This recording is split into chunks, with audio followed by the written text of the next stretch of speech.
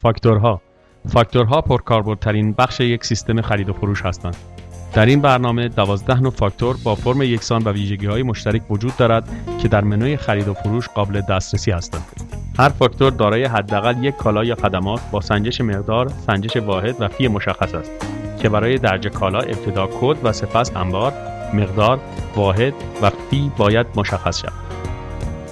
بعضی از فاکتورها مانند فاکتور خرید و فروش می توانند دارای اضافات و کسورات باشند که در این صورت ممکن است تأثیر مثبت یا منفی بر روی مبلغ کل فاکتور بگذارند.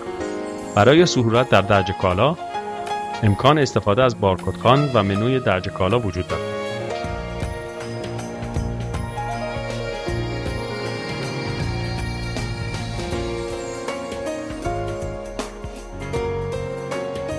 هر نوع فاکتور یک لیست دارد که در آن امکان حذف، ویرایش و انجام عملیات مختلف با توجه به نوع فاکتور بر روی آن وجود دارد.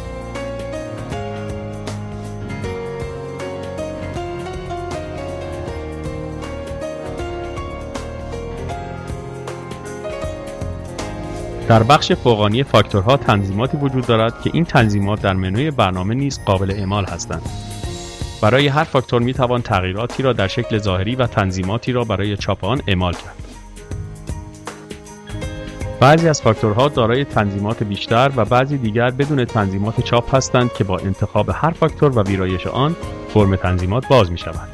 در بخش فوقانی نحوه نمایش انبار، رنگ زمینه، عرض جدول، سطرهای فاکتور و نمایش یا عدم نمایش برخی گزینه‌ها قابل تغییر هستند.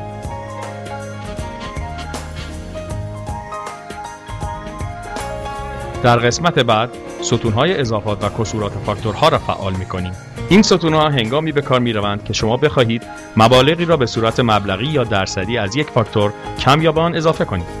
برای این کار ابتدا ستون را فعال کرده، سپس عنوان ستون، عملکرد آن، نوع تأثیر، مقدار پیش‌فرض و معین آن را تعیین می‌کنیم.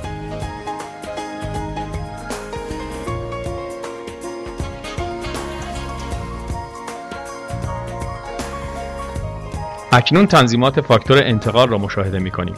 این فاکتور تنظیمات کمتری نسبت به فاکتورهای خرید و فروش دارد. در اعمال این تنظیمات دقت لازم را به عمل آورید، زیرا برخی از آنها مانند اضافات و کسورات بعد از ثبت فاکتور قابل تغییر نیستند.